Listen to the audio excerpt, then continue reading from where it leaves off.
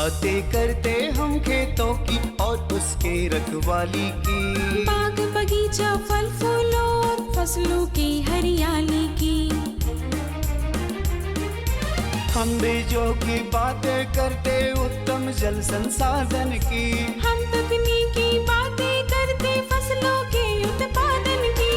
हर किसान का सपना सच हो जीवन सुखद बनाने को, गाँव-गाँव के हर आंगन का प्यारा सा ये दर्शन। कृषि दर्शन, कृषि दर्शन, कृषि दर्शन, कृषि दर्शन, कृषि दर्शन, कृषि दर्शन, कृषि दर्शन, कृषि दर्शन। नई सोच है, नई उमंगे, राह पे चलते जाना है, फसलों की पैदावार बढ़ाकर सफलता को गले लगाना है। दूरदर्शन के सफल कार्यक्रम कृषि दर्शन में आप सभी किसान भाई बहनों का मैं नमिता स्वागत करती हूँ। आइए सबसे पहले हम देखते हैं कृषि समाचार और जानते हैं मंडी में सब्जियों का क्या है भाव, साथ ही साथ मौसम का तापमान। नमस्कार, कृषि समाचार में आपका स्वागत है। मैं हूं दिव्यांशु। आइए देखते हैं आज कृषि समाचार में क्या है खास। दूध उत्पादकों को मिलेगा किसान का दर्जा, प्रधानमंत्री फसल बीमा किसानों के लिए बना स्वैच्छिक, और मटर की खेती के लिए अनुशंसित प्रभेद में लगाएं पूसा प्रगति। अब समाचार विस्तार से। झारखंड के करीब 20,000 दूध उत्पादकों को किसान का दर्जा मिलेगा। उन्हें भी किसानों की तरह ऋण की सुविधा मिलेगी। सरकार 2 माह के भीतर दुग्ध संघों और दुग्ध उत्पादक कंपनियों से जुड़े लोगों को किसान क्रेडिट कार्ड का लाभ देगी। केंद्र सरकार के निर्देश के बाद कृषि, पशुपालन और सहकारिता विभाग ने नाबार्ड और राज्य स्तरीय बैंकर समिति को पत्र लिखा है। प्रधानमंत्री फसल बीमा को केंद्र सरकार ने स्वैच्छिक बना दिया है। पहले बैंकों से कर्ज लेने वाले किसानों के लिए बीमा कराना अनिवार्य था। अब किसी भी किसान के लिए यह स्वैच्छिक कर दिया गया है। अब किसान की मर्जी पर होगा कि वे इस बीमा का लाभ लेते हैं या नहीं। साथ ही अब किसी भी राज्य सरकार को बीमा कंपनी से कम 3 साल का करार करना होगा।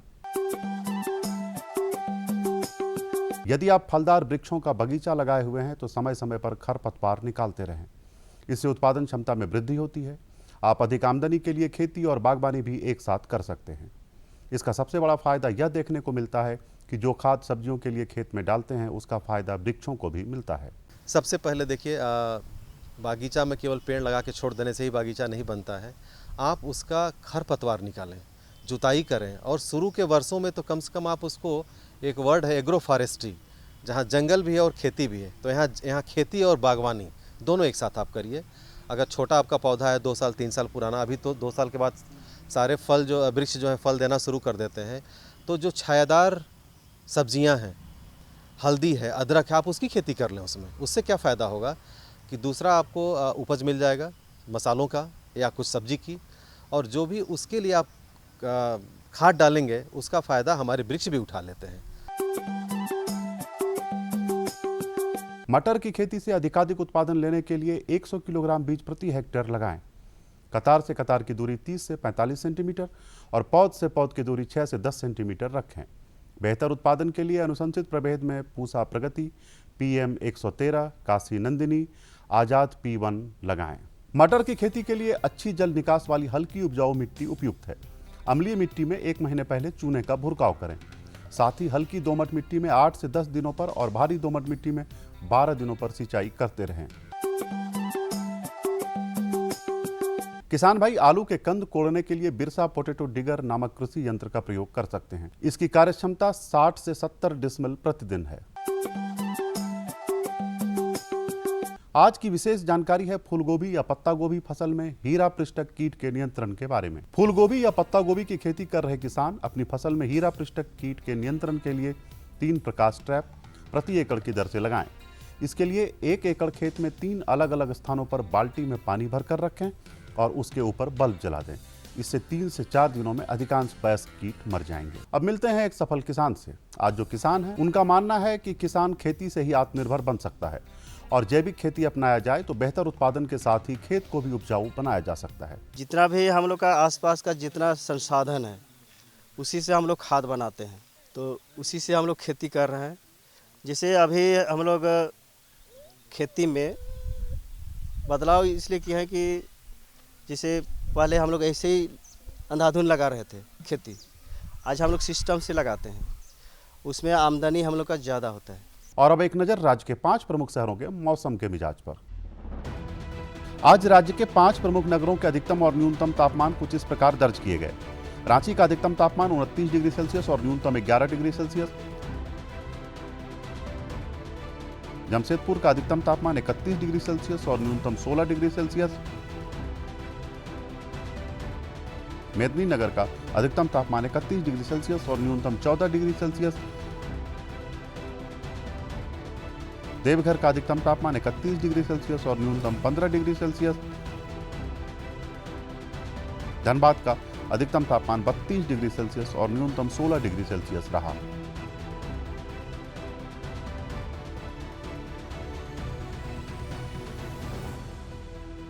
कृषि समाचार में आज इतना ही। अगले दिन अगले अंक में फिर मुलाकात होगी कुछ ताजा तरीन खबरों के साथ। तब तक के लिए दीजिए इजाजत। नमस्कार, जोहार। किसान भाई बहनों, आज हम जानेंगे बैगन व टमाटर में लगने वाले झुलसा रोग व कीट व्याधि नियंत्रण के बारे में। तो आइए जानते हैं इसके क्या क्या लक्षण होते हैं और हम अपने फसलों को कैसे बचा सकते हैं। बैगन और टमाटर ये तो ऐसी सब्जी फसलें हैं जिसकी खेती झारखंड सहित पूरे भारत में की जाती है। वर्तमान में बैगन और टमाटर की खेती सालों भर की जा रही है। झारखंड के किसान इन दोनों फसलों की खेती से अच्छी कमाई कर सकते हैं। इसके लिए किसान भाइयों को बैगन और टमाटर फसल से कीटों के प्रकोप से बचाना होगा, क्योंकि सब्जी फसलों में बैगन और टमाटर में ही सबसे ज्यादा कीट लगते हैं। बैगन और टमाटर में कुछ जो कीड़े हैं वे सामान्य हैं। हालांकि बैगन की स्थिति में तो कीड़ों की संख्या ज़्यादा है और टमाटर में कीड़ों की संख्या कम है। तो पहले हम बैगन की चर्चा करते हैं।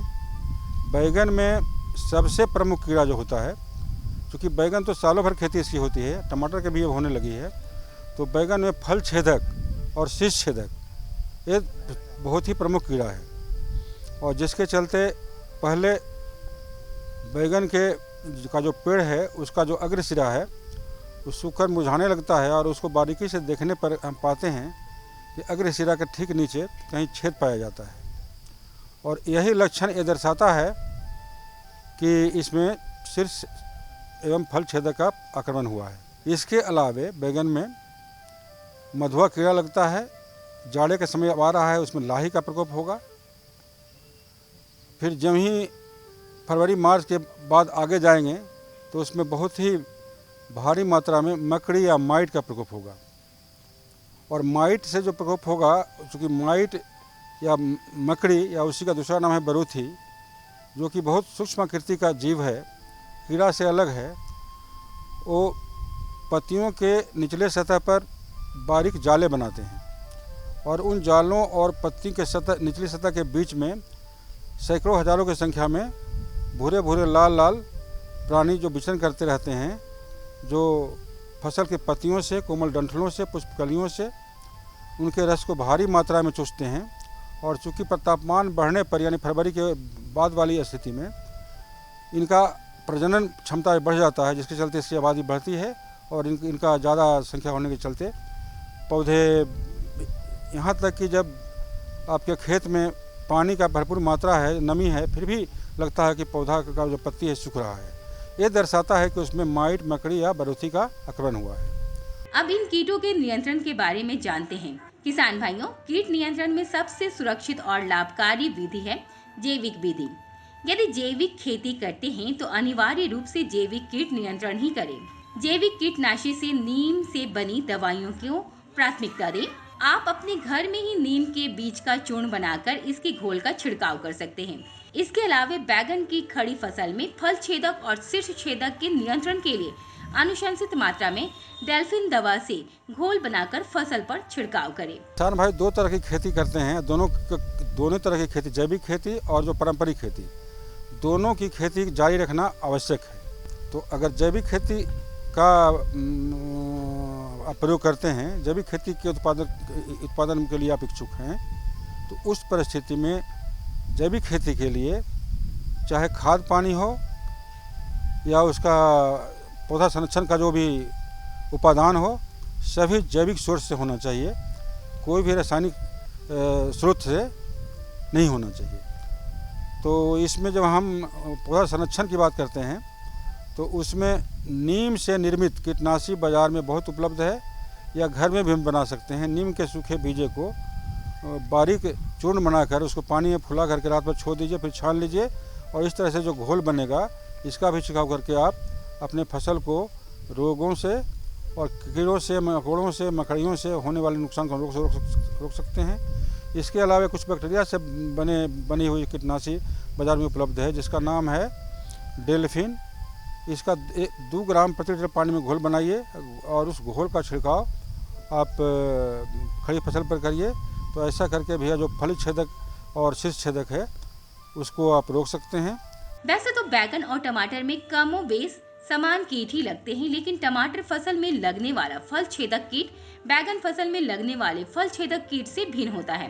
टमाटर में लगने वाले फल छेदक कीट के नियंत्रण के लिए अनुशंसित मात्रा में विषाणु निर्मित दवा हेल्दीसाइड के घोल का छिड़काव करें।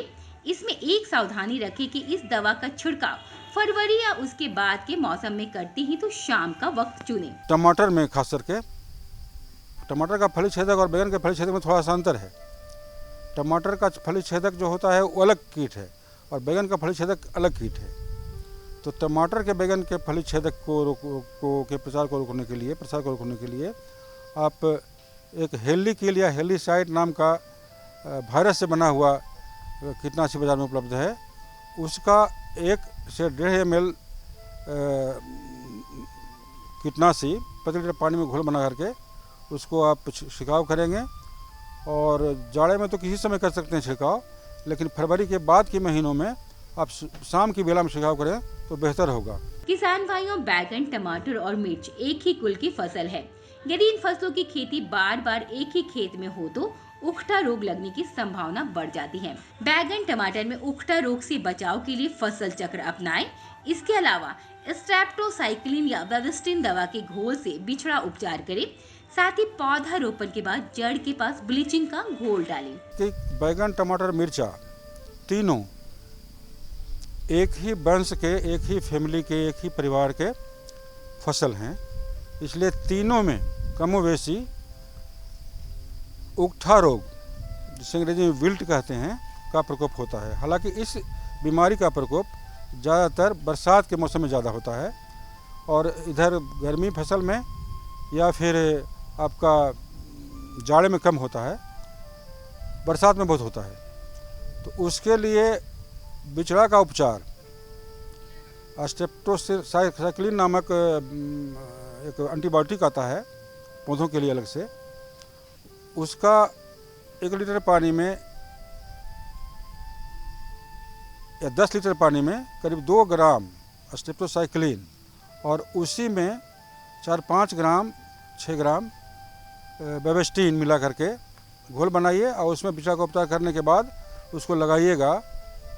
और जब लगा लेते हैं तो लगाने के बाद उसमें जड़ के आसपास मटर के दाने के बराबर ब्लीचिंग पाउडर का गोली बना लीजिए पानी में गीला करके और उसको भी जड़ क्षेत्र में डालिएगा। तो जो झुलसा का बीमारी है उससे बहुत हद तक निजात आपको मिलेगा। किसान भाइयों, बैगन और टमाटर में अलग अलग मौसम में अलग अलग कीटों का प्रकोप होता है। जाड़े में लाही कीट और गर्मी में माइट का प्रकोप होता है। इन दोनों कीटों के नियंत्रण के लिए अनुशंसित मात्रा में ओमाइट दवा और ऑब्रेन का घोल का छिड़काव करें। शाम के वक्त करें। जरूरी हो तो 15 दिन के अंतराल पर दोबारा छिड़काव कर सकते हैं। माइट जिस तरह से लाही का प्रकोप जाड़े में होता है, उसी तरह से माइट का प्रकोप उसके विपरीत बसंत मौसम से शुरू होता है और गर्मी में उसके आक्रमण की पराकाष्ठा ऊंचाई ज़्यादा हो जाता है। तो इससे बचने के लिए बाज़ार में कुछ रसायन उपलब्ध हैं। वो रसायन हैं ओमाइट एक है और दूसरा है ओबेरॉन। अगर दोनों में से किसी एक का 1 से 2 ml प्रति लीटर पानी में घोल बना करके उसको खड़ी फसल पर शाम की बेला में छिड़काव करेंगे तो मकड़ी या माइट से होने वाला नुकसान बैगन, टमाटर समेत और अन्य सब्जियों में जो खास गर्मी के मौसम में ज़्यादा होता है उससे आपको निजात मिल सकता है।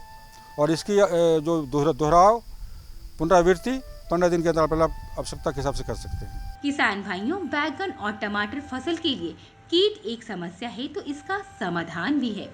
समाधान ही कृषि विशेषज्ञ की सलाह को अमल में लाना। इसी अमल से बैगन और टमाटर के कीटों से बचाव होगा और पूरी उपज मिलेगी और मुनाफा भी ज्यादा होगा। चना और मटर में उर्वरक प्रबंधन के बारे में आइए आज हम जानते हैं। जो किसान भाई बहन चना व मटर लगा चुके हैं उनको भी ये जानना जरूरी है कि कौन सी उर्वरक अब आपको यूज़ करनी है, और जो नहीं लगाए हैं वो तो ध्यान से देखें कि आपकी फसल कैसे अच्छी होगी। तो आइए उर्वरक प्रबंधन के बारे में विस्तार से जानते हैं फीचर के माध्यम से। किसी भी फसल के बेहतर उत्पादन में उर्वरकों के उपयोग यानी उर्वरक प्रबंधन की अहम भूमिका है। अभी रबी का मौसम है, इसी मौसम में दलहनी फसल चना और मटर की खेती भी की जाती है। हमारे बीच चना का साग भी लोकप्रिय है और चना का दाना भी। इसी तरह हम मटर की फलियों को दाल के रूप में भी खाते हैं और सब्जी के रूप में भी। कहने का उद्देश्य है कि चना और मटर की लोकप्रियता और इसकी मांग ही किसानों की कमाई का आकर्षण है। जितनी अच्छी उपज उतनी अच्छी कमाई, इसके लिए बेहतर उर्वरक प्रबंधन पर ध्यान देना होगा। चना और मटर के बेहतर उत्पादन के लिए न सिर्फ उर्वरक प्रबंधन बल्कि कई और बातों पर भी गौर करना होगा।